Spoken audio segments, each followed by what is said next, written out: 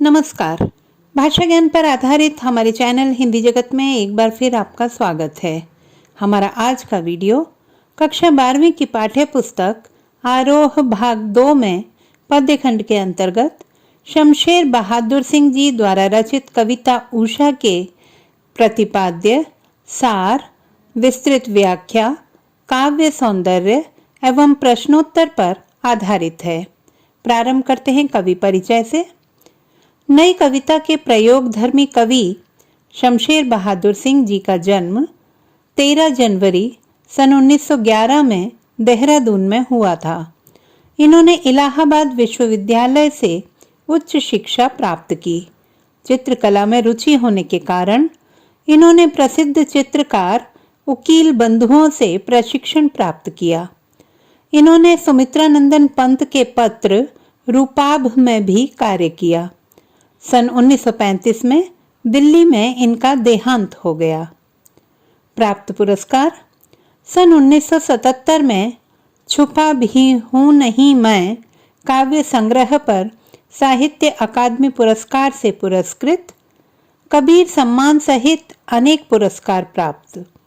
रचनाओं की बात करें तो इन्होंने अनेक विधाओं में रचना सृजन किया है, जिनमें से कुछ प्रमुख हैं। काव्य संग्रह, कुछ कविताएं, चुका भी हूँ नहीं मैं, बात बोलेगी। संपादन उर्दू हिंदी कोश, निबंध संग्रह दोआब, कहानी संग्रह प्लॉट का मोर्चा। अब देखते हैं कुछ काव्यगत विशेषताएं। शमशेर जी प्रेम व सौंदर्य के कवि रहे हैं। इनकी रचनाओं में समाज की यथार्थ स्थिति तथा प्रकृति के सौंदर्य का बखूबी चित्रण किया गया है। भाषा शैली, अपनी रचनाओं में इन्होंने साहित्यिक खड़ी बोली का प्रयोग किया है। कथा और शिल्प दोनों ही स्तरों पर इनकी कविताएं ऊंचाइयों को छूती नजर आती हैं। उर्दू शायरी का प्रभाव इनकी रचनाओं में दिखाई देता है। देखते हैं कविता का प्रतिपाद्य। प्रस्तुत कविता में कवि ने सूर्योदय से ठीक पहले पल पल परिवर्तित प्रकृति के गतिशील चित्र को शब्दों में बांधने का अद्भुत प्रयास किया है। कवि भोर की बेला में आसमान में होने वाली हलचल की तुलना धरती के हलचल भरे जीवन से कर रहे हैं। गांव की सुबह से जुड़कर वह सिल, राख से लीपे हुए चौके, स्लेट की कालीमा पर चौक के रंग मलते बच्चे आदि के साथ सूर्योदय के दृश्य को नए बिंब, नए उपमानों और नए प्रतीकों के माध्यम से प्रस्तुत करते हैं। सार, कविता में कवि ने भोरकालीन सौंदर्य को सूक्ष्म रूप से चित्रित किया है। भोर से पहले आकाश नीले शंख के समान पवित्र एवं गहरा नीला होता है। कुछ देर पश्चात नमी के कारण वह राख से लीपे हुए चौके के समान प्रतीत होता है। इसके पश्चात सूरज की लालिमा उसमें ऐसी घुलती मिलती है मानो लाल केसर से धुली काली सिल अथवा लाल खड़िया चौक से मली काली स्लेट हो। पल पल परिवर्तित होते वातावरण में आकाश में सूर्य का श्वेत प्रकाश ऐसे नजर आता है मानो नीले जल में गोरी देह झिलमिला रही हो। सूर्योदय के साथ ही उषा काल का सौंदर्य समाप्त हो जाता है। आइए देखते हैं कविता की विस्तृत व्याख्या। कविता की पंक्तियां हैं। प्रातः नभ था बहुत नीला शंख जैसे, भोर का नभ, राख से लीपा हुआ चौका अभी गीला पड़ा है। शब्दार्थ, भोर सूर्योदय से पूर्व का समय, नभ आकाश, चौका भोजन बनाने का स्थान। प्रसंग, सूर्योदय से पूर्व आसमान के पल पल बदलते स्वरूप का मनोहारी चित्रण किया गया है। व्याख्या, कवि के अनुसार सुबह का आसमान शंख के समान गहरा नीला और पवित्र नजर आता है। इसके पश्चात जैसे जैसे भोर होने लगती है, वातावरण में नमी प्रतीत होती है और आकाश ऐसा दिखता है मानो राख से लीपा हुआ गीला चौका हो। कहने का तात्पर्य है कि नमी के कारण गीलापन और राख के समान गहरा रंग प्रतीत होता है। काव्य सौंदर्य। कवि ने भोर का मनोहारी चित्र प्रस्तुत किया है। शंख जैसे में उपमा अलंकार है। ग्रामीण परिवेश का सजीव वर्णन है। नए उपमानों एवं मौलिक कल्पना का प्रयोग है। दृश्य बिंब है। मुक्त छंद है। कविता की अगली पंक्तियां। बहुत काली सिल जरा से लाल केसर से कि जैसे धुल गई हो, स्लेट पर या लाल खड़िया चाक मल दी हो किसी ने। शब्दार्थ।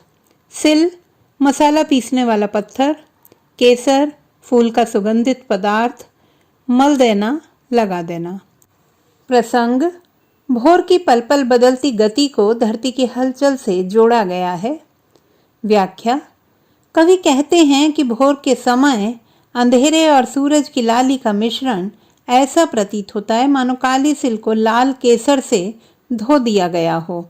अंधकार युक्त वातावरण में फैलती सूरज की हल्की लालिमा ऐसी प्रतीत होती है मानो किसी ने काली स्लेट पर लाल खड़िया चौक मिट्टी पोत दी हो। काव्य सौंदर्य। प्रकृति का मनोहारी वर्णन किया गया है।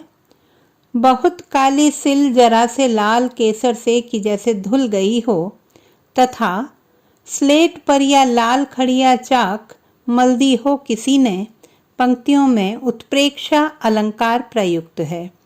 काली सिल में ल वर्ण की आवृत्ति से अनुप्रास अलंकार का प्रयोग है। मुक्त छंद का प्रयोग है। भाषा अत्यंत सरल, प्रवाहपूर्ण तथा बिंबात्मक है। अंतिम पंक्तियां। नील जल में या किसी की गौर झिलमिल देह जैसे हिल रही हो और जादू टूटता है इस उषा का अब सूर्योदय हो रहा है। शब्दार्थ। नील जल नीले रंग का पानी, झिलमिल देह चमकता हुआ शरीर, गौर गोरा, जादू आकर्षण, सूर्योदय सूर्य का उदित होना। प्रसंग। सूर्योदय का मनोहारी चित्रण किया गया है। व्याख्या। कवि भोर के पल पल बदलते दृश्य का सुंदर चित्रण करते हुए कहते हैं कि सूर्योदय के समय आकाश में गहरा नीला रंग छा जाता है। सूर्य की सफेद आभा दिखाई देने लगती है। ऐसा प्रतीत होता है मानो नीले रंग के जल में किसी सुंदरी की गोरी देह झिलमिल कर रही हो। धीमी हवा और नमी के कारण सूर्य का प्रतिबिंब हिलता सा प्रतीत होता है। सूर्योदय के साथ ही उषा का पल पल बदलता सौंदर्य एकदम समाप्त हो जाता है, मानो उषा का जादुई प्रभाव धीरे धीरे टूट जाता है। काव्य सौंदर्य। सुंदर दृश्य चित्रण अनेक काल्पनिक चित्रों को साकार करता है। नील जल डैश डैश हिल रही हो में उत्प्रेक्षा अलंकार है। नील जल हो रहा है में क्रमशः ल एवं ह वर्ण की आवृत्ति से अनुप्रास अलंकार है। नीला जल आकाश का तथा गोरी झिलमिलाती देह उगते हुए सूरज के प्रकाश की द्योतक है। उषा काल का सुंदर दृश्य बिंब है। मुक्त छंद है। सरल और लघु शब्दावली का प्रयोग हुआ है। आइए अब देखते हैं पाठ्यपुस्तक पर आधारित प्रश्नोत्तर। प्रश्न 1। कविता के किन उपमानों को देखकर यह कहा जा सकता है कि उषा कविता गांव की सुबह का गतिशील शब्द चित्र है? उत्तर। कवि गांव की सुंदर सुबह का गतिशील बिंब चित्रित करते हुए भोर के नीले आकाश को शंख की तरह पवित्र बताते हैं। उनके अनुसार सुबह की नमी के कारण आसमान राख से लीपे हुए चौके के समान प्रतीत होता है, तो कुछ ही क्षणों के बाद उगते सूर्य की लालिमा के कारण लाल केसर से धोए हुए सिल के समान प्रतीत होता है। दूसरी उपमा में वह आसमान रूपी स्लेट पर लाल खड़िया मल देने की बात कहते हैं। जहां तक गतिशीलता का प्रश्न है, तो ग्रामीण जीवन में प्रातः सबसे पहले चौका लीपा जाता है, तब सिल का प्रयोग होता है और उसके बाद ही बालक के हाथ में स्लेट दी जाती है।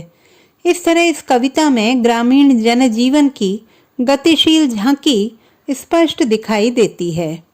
प्रश्न 2, भोर का नभ, राख से लीपा हुआ चौका अभी गीला पड़ा है। नई कविता में कोष्ठक, विराम चिन्ह और पंक्तियों के बीच का स्थान भी कविता का अर्थ देता है। उपर्युक्त पंक्तियों में कोष्ठक से कविता में क्या विशेष अर्थ पैदा हुआ है, समझाइए। उत्तर: नई कविता प्रयोग धर्मी है। इसमें भाषा और शिल्प के स्तर पर हर नए प्रयोग से अर्थ की अभिव्यक्ति की जाती है। शमशेर बहादुर जी ने कोष्ठक का प्रयोग किया है। कोष्ठक में दी गई सामग्री मुख्य विषय से संबंधित है और पूरक का काम करती है। वह कथन को अतिरिक्त स्पष्टता प्रदान करती है। उदाहरण के तौर पर यहाँ कोष्ठक में अंकित वाक्य अभी गीला पड़ा है आकाश रूपी चौके की ताजगी और नमी की सूचना देता है। इस तरह यह कथन को अधिक प्रभावपूर्ण बना देता है। देखते हैं कुछ अन्य महत्वपूर्ण प्रश्न। प्रश्न 1, भोर के रंग को राख से लीपा हुआ चौका क्यों कहा गया है? उत्तर: भोर का आकाश ओस की नमी से युक्त होने के कारण गीली राख से लीपे गए चौके के रंग के समान गहरा सलेटी होता है। वातावरण में नमी और पवित्रता होती है। रसोई घर भी इस रंग, नमी और पवित्रता के गुणों से युक्त होने के कारण भोरकालीन आकाश से इसकी साम्यता व्यक्त की गई है। प्रश्न 2, नील जल में झिलमिलाती देह के माध्यम से कवि क्या कहना चाहते हैं? उत्तर: नील जल में झिलमिलाती देह के माध्यम से कवि नीले आकाश में विकीर्ण होती सूरज की धवल किरणों के प्रकाश का चित्रण करना चाहते हैं। उदित होते सूर्य का प्रकाश नीले आसमान में इस तरह झिलमिला रहा है मानो स्वच्छ जल में किसी गोरी युवती का प्रतिबिंब झिलमिला रहा हो। तो बच्चों, आशा करती हूँ कि हमारा आज का यह वीडियो पाठ के विस्तृत अध्ययन में सहायक सिद्ध होगा। पाठ के सूक्ष्म अध्ययन हेतु बहुवैकल्पिक प्रश्नों पर आधारित हमारा वीडियो देखना ना भूलें। भाषा संबंधी किसी भी समस्या के समाधान हेतु बने रहिए सुनीता भटनागर हिंदी जगत के साथ। आपका दिन शुभ हो।